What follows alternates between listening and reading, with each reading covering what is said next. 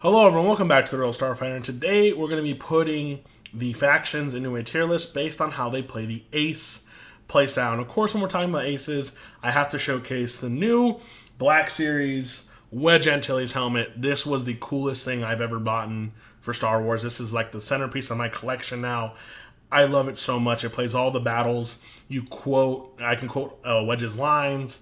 It's super cool, it's super fun, and I just love having it. It's so amazing. So I wanted to do the Ace video with it on because he's my favorite Ace, my favorite pilot in the Star Wars universe.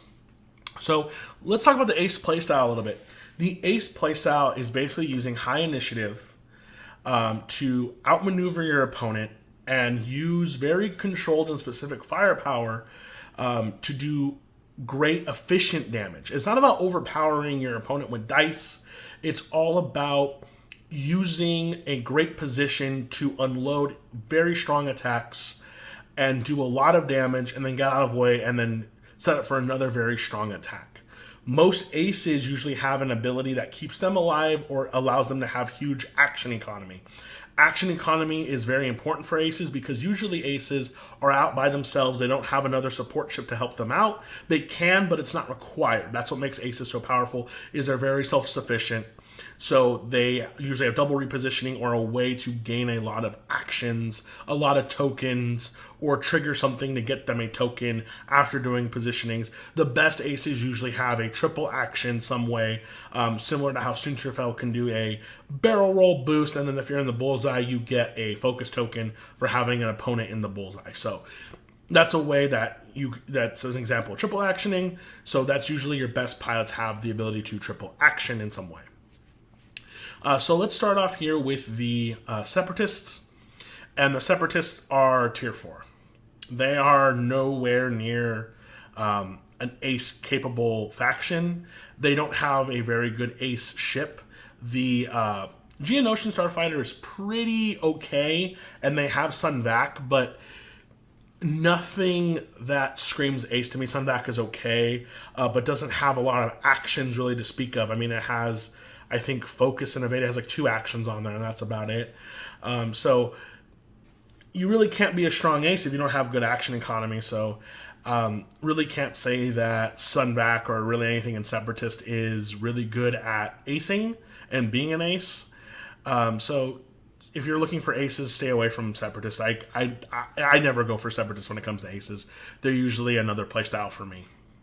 Next up, we have Galactic Republic, and Galactic Republic has a tier 2 feel to me. Reason why I say that is because I do recognize the power of the Jedi starfighters that are there, the Delta and the Eta. But what makes me just go, this is kind of not as efficient as other factions, is they rely heavily on their force charges. It's almost like they downcosted the ship so that way, and made stuff reliant on the force charges so they could make the ship cheaper. And that's great and all, but because you have to rely on your force charges to do certain things like actions or even maneuvers on your dial, if you put yourself in a bad position, you end up getting your force charges removed, or you end up getting removed from the board, and you lose a very big part of your list. So I do recognize that there's a lot of great power with the Jedi Aces. It's just, if you get in a bad position, it is very easy for you to lose the fight just by losing your tokens. Like, if you don't have multiple force charges to do maneuvers, trigger abilities, and then attack, you don't really have a way to be successful as an ace. So as soon as you lose those charges or you end up in a bad position where you lose them, you kind of lose out on being an ace, and you're basically just trying to survive, and you end up going into a panic defensive mode, and that's not really what you want to do in the ace gameplay. You want to always have control of the board. Next up, we have the First Order, and First Order is tier 3. I know a lot of you are going, well, they have Kylo Ren. Absolutely they have Kylo Ren. That's all they have. That's the only ship I consider to be a very powerful ace because of what he does with the I'll show you the dark side card. But they do have some 6s in there like Quick Draw, but just because you're initiative 6 doesn't mean you're an ace. Quick Draw has a really cool ability, but doesn't do double repositioning, doesn't really feel like an ace, just is really good at getting his ability off, and that's why he's initiative 6. But I don't think there's a really good ace other than Kylo Ren in the First Order faction. So Kylo Ren's about the only good ace. Other than that, all the other ones are kind of not really acey. They have ace dials, but their interceptor, you have to either get a deplete or a strain to do other actions or do other things, and I don't like that when I have other factions that can just do them for free, basically, without having a negative cost on me. Next up, we have the Resistance. And Resistance, I'm actually going to say, is Tier 1. Reason why I say they're Tier 1 is because their A-Wings are so powerful. Their A-Wings are powerful and they're cheap for all being Initiative 5. So their Initiative 5 A-Wings are so powerful. They have great action economy. They have great abilities when you're attacking and defending. They're really good at helping each other out. You have secret aces like Kova. You have aces like Poe Dameron that allow you to make some mistakes and still be powerful. I really like the Resistance for their A-Wings and for Poe. But they don't have a lot of great other ace ships. Like, they don't really have any other ships worthy of playing, in my opinion. In some cases they do. They might later on down the road. But the Resistance is jokingly the A-Wing faction just because their A-Wings are so good, and I do recognize that. So if you're looking for like a very safe ace play, I think that the safest ace play right now for learning and for a high reward would be Resistance A-Wing. So if you're looking to start like learning aces, I think you could start Resistance A-Wing aces there and maybe put in a Poe in later to learn like double repositioning, actioning and stuff. But Resistance is pretty good because they just have really solid A-Wings, and those aces are very good. Next up, we have the Scum and Villainy. And the Scum and Villainy, they're Tier 2 pushing Tier 1. Reason why I'm saying that is because their acelesses are very good. They're very powerful because you have a good diversity of ships, and you're not relying on just, like I said, Resistance relies on just the A-Wings. You can just fly just A-Wings and be okay. Scum, you really can't do that. You have like one ace per ship, but you have one ace per ship. So you have a lot of really good aces that can go into that list, and you can have like certain combo pieces, certain things that trigger here and there. Just like I said, a lot of really good things that are in there for you to kind of toolbox ace your way to winning. So you can have definitely Fen Rao, you have Guri, you have the aces in the Z95, you have the Scourge Bomber aces. I mean, you have tons of aces at your disposal that are very powerful at double repositioning or having action economy. That's really where their definition of ace comes into play, is that the Scum and Villainy are good at action economy with their higher end pilots. So Scum and Villainy, I say Tier 2 only because they really only have one ace per ship, but they do have one ace that I consider an ace, being able to be self-reliant and double action economy in their arsenal. So that is powerful, but you just got to work really hard to make it powerful. Next up, we have the Rebel Alliance, and the Rebel Alliance is actually going to be at the top end of Tier 1. Reason why is because they have the most power. They have some of the most powerful aces, but you can make mistakes with them and still be okay. Let's just mention some of the aces. First off, you have Luke Skywalker. He's okay with being shot at. That's pretty okay because he gets back his force charges. So he's okay with being shot at because he gets back his force charges, and then he can immediately spend them and then always get them back, and then he gets another one back. So he always usually starts off a round with 2. He very rarely just has 1. That's really powerful to me. Wedge Antilles is very good. He is the ace we all deserve. He is great. He's amazing. But the other thing that makes the Rebel Alliance so good is their aces are not necessarily Initiative 6. You look at pilots like Jake Farrell is a great ace, and he's Initiative 4. Sabine Wren is Initiative 3, and she is also considered an ace. You also have support ships that are Initiative 6, like Harrison Dula, Ahsoka Tano at Initiative 5. You have aces that are Initiative 4s, like the 2 B-Wing pilots, Braylon Strom and 10 Nub.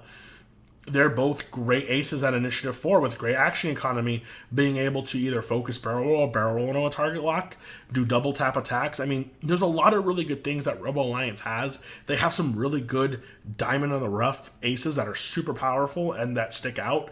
And because of that, you're able to fit them all into a list and say, I have an ace list, even though you have Initiative 3, 4, 5, and 6. So just be aware of that Rebel Alliance has a really great way of comboing their initiatives to being aces. It's just very powerful. It's really cool. So that's why I think Rebel Alliance, if you're looking for something that's very anti-swarm, anti-meta, Rebel Alliance is a really good place to start. And it's also a really good place to start because you have all the good name pilots that you know, like Luke Skywalker, Leia, Wedge, if you're me, So be aware of that. Be aware that you do have really strong, powerful aces in Rebel Alliance. It's just that they're not as powerful as some factions, but they are able to make mistakes and still be powerful. So it's good for that. It's good for learning. It's good for, if you end up making a mistake in a game, you go that route. And then last but not least, we have the Galactic Empire, and they are tier 0. Now, you can argue with me all you want about the other 6 factions. I might change my mind. You will not change my mind about my tier 0 choice being the Empire. The Empire not only has the best pilots, but the best ships, and the best upgrade cards to help those aces in the game. Just go over some of the pilots. Darth Vader, Soontir Fel, the brothers, and the Grand Inquisitor in their TIE Advanced. All the Defender pilots, for the most, basically all the Defender pilots. Some of the Bomber pilots, and even the Reaper pilots. They're all great aces. They're all self-reliant and self-sufficient. And if you want to talk about upgrade cards, Emperor Palpatine. Palp aces. Empire has always been known for their ace lists. They've always been known for them, and they've always been good. Palp aces has always, in my opinion, has always been the pedestal list for how to fly aces. And if you can master Palp aces, you have mastered all the ace lists, because you have to worry about protecting a ship, dogfighting, spacing. There's so many layers to that list, and only the Empire list has that. The TIE Interceptor is a very powerful ship in the game because it has double repositioning. You can choose the booster barrel roll and then choose to do your booster barrel roll. For example, like if you needed to do like a barrel roll, then a boost, you can do that. Whereas like in an A-Wing, you have to do an action and then you have to boost. Like you can't choose after your action. You have to do one and then you can only boost after. Whereas in the TIE Interceptor, you're able to do whatever you want and then booster barrel roll. So that's super powerful. Their pilots are super powerful. Their upgrade cards are super powerful for aces. The Empire is just the king of aces. They are the cornerstone of ace lists. So if you're looking for, great ace pilots, go for the Empire. But just know you cannot make mistakes with them like you can with the Rebel Alliance, because you will get blown up really quick. But your power that you get out of them is so powerful and so consistent, and it's so deadly that whenever people see a good ace player with an ace list, it's so hard for them because you have so much control over the positioning. You have so much control over the power you're putting in. You just have so much that you have at your disposal with the Empire's arsenal of ships. So definitely, if you're very comfortable with doing aces, go Empire. If you're like almost there, but you need some help, or you need a turn where you need to take a risk, go Rebel Alliance, go Resistance. If you're like, I want to risk it and I want, just to have fun with some really good, cheap aces and just have a fun time flying around and moving around, go Scum, go Galactic Empire. If you are looking to just fly Kylo Ren because he's your favorite character ever, then fly First Order and just fly whatever you want with Kylo Ren, because it doesn't matter, because it's the Kylo Ren show and ace list land for First Order. And if you're looking to never fly aces and not worry about any of that, go ahead and fly Separatist. There you have it. That's the tier list for the ace playstyle for the X-Wing Miniatures. If this video helped you out, make sure you share with a friend, like this video, subscribe to the channel. This place crawls, and remember to always check your 6.